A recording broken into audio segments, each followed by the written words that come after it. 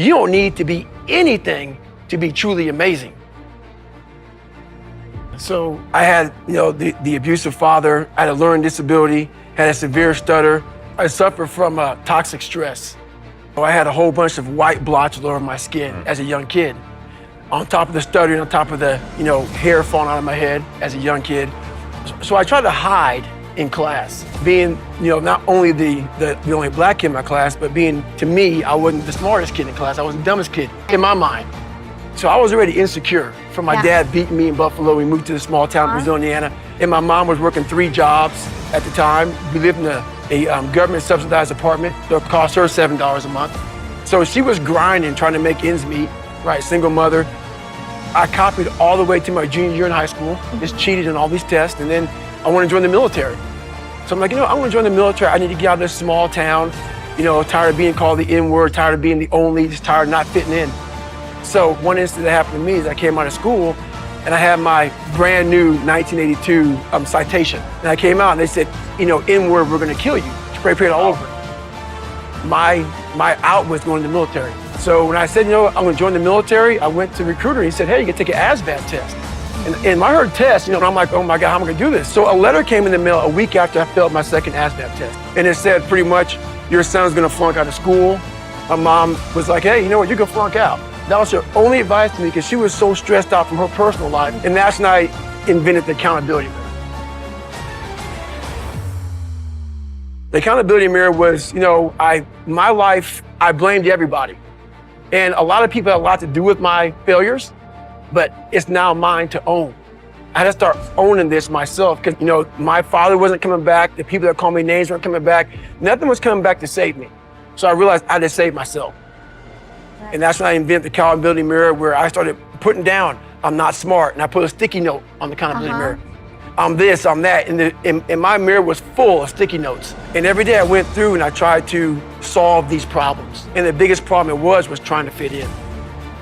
I was trying to fit in. I was blaming other people. I wasn't taking accountability for my own actions. I was doing all these things wrong. And as a 17-year-old trying to teach yourself this, it was difficult. And it snowballed from there, but I ended up passing that test, passed the ASVAB test. I was in the Air Force for about 4 years, and my big thing was I wanted to be Air Force pararescueman, some of the best medics on the planet Earth. As I got in the program, I started realizing that they had this thing called water confidence. Basically, they make you very uncomfortable underwater. So I realized at that point in time that I hated being underwater. I hated holding my breath. For 6 weeks, I hung in the program. I didn't sleep at all, for fear of going back to the pool, for fear of drowning in my head. About 6 weeks in, we had this physical, and they realized I have sickle cell trait. Back in the day, I used to lie about whatever made me feel insecure. On my official paperwork out of pararescue training, it has David Goggins left on a medical. But the truth of the matter is, I left because I quit. I had to find a different job in the Air Force. In 4 years being in the Air Force, I gained 125 pounds. I get out of the Air Force and I'm working for a job spraying for cockroaches. 40 restaurants I was in charge of. I go in at nighttime and I spray. I would stop at Steak and Shake, get a large chocolate milkshake. I would go across the street to 7-Eleven, get a box of mini donuts. On the way home, I'd be popping donuts like Tic Tacs. I would get home, turn the TV on. This is my routine. Start taking a shower and listen to the TV as I'm showering. This particular day, I started hearing Navy SEALs, toughest training. And I was hearing it cut out between the water hitting my ears. So I came out of the shower, but it was Navy SEAL class, pledge class, going through training. And it was nothing but water, and they're going through Hell Week, and they're freezing, and people are quitting left and right. And I sat down at 297 pounds, and I'm watching these amazing men going through training. At the end of the show, this commanding officer gives a speech. He says, we live in a society where mediocrity is often rewarded. These 22 men detest mediocrity. And I felt like, man, I have to now really start to overcome my fears, because I felt so small. Every day I had this haunting voice in my head saying, you're nothing, you're nothing. And I had to start conquering myself. And so to overcome all this, my bright idea was to try to become the one thing I was afraid of, a Navy SEAL. That day, I started calling recruiters up. And for 2 weeks, this happened. This recruiter laughed at me, that recruiter laughed at me, this recruiter said, there's no way. And every time I heard a no, I said, no, it's not meant to be. So I get back in my car and start driving back to work. And after I'd be at work for a few hours, man, I said, man, you can't give up that easy. So finally I said, this is my last call I'm gonna make. He was real busy. He said, just come on in. People don't walk in the office trying to be a Navy SEAL weighing 297 pounds. You walk in looking the way I look now. So he brought me back to a scale, and I remember looking in front of me was a height weight chart. For me, I'm 6'1". I could only weigh 191. I had to lose 106 pounds in less than 3 months. So I went on this crazy routine and eating hardly nothing. And in less than 3 months, I lost 106 pounds. I'm the only person in Navy SEAL history to be in 3 Hell Weeks in 1 year. Hell Week is 130 hours of continuous training. I got into Hell Week, got double pneumonia, stress fractures, got rolled back to day 1, week 1. I broke my kneecap. So I reported back to day 1 of Navy SEAL training broken. And we had a guy die in my 3rd Hell Week. So Hell Week ended about 30 hours early. I have severe stress fractures. My knee is now blown up again. I knew I wasn't gonna get a chance to go back through Hell Week again. I made a decision to myself, there's no more quitting. So that's when I went and got duct tape. For the first 45 minutes, the duct tape hurt like hell. But after 45 minutes, my legs would go numb. Once stuff goes numb, you can't feel it. So that's how I went through the rest of 22 more weeks of Navy SEAL training. I was already at rock bottom my whole life. So when you know how rock bottom feels, you don't mind sleeping in the sewer. So at that point, once I realized that I already experienced the bottom, I no longer had fear of failure. But this took a long time. It's one like I woke up, oh, eureka, I got it. And I started realizing that the mind is the most powerful weapon that we have. Once I was able to quiet my mind and realize that I was really not cursed, but blessed to have so many tools that I never saw as tools. While growing up, so much hardship.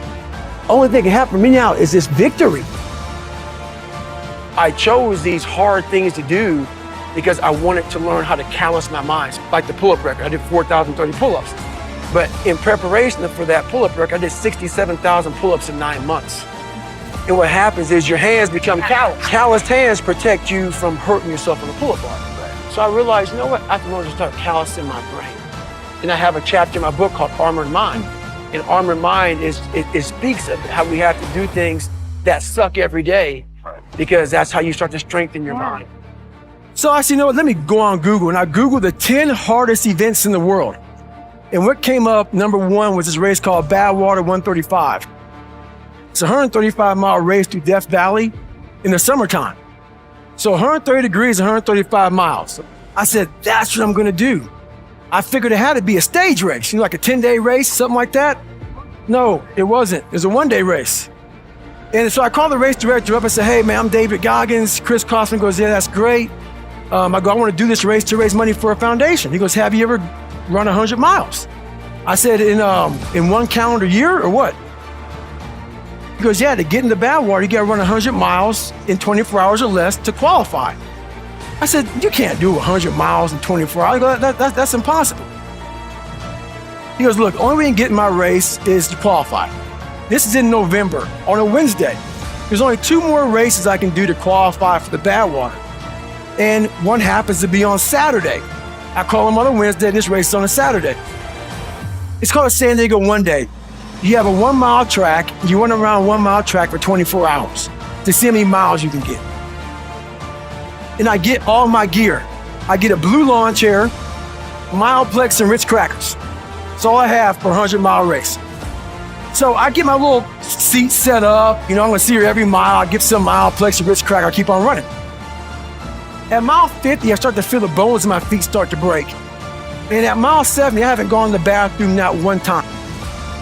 And this is when I realized that a human being, through all my 3 Hell Weeks, my Ranger School, my Air Force training, my childhood, everything I've done in my life, it has been very painful, very painful.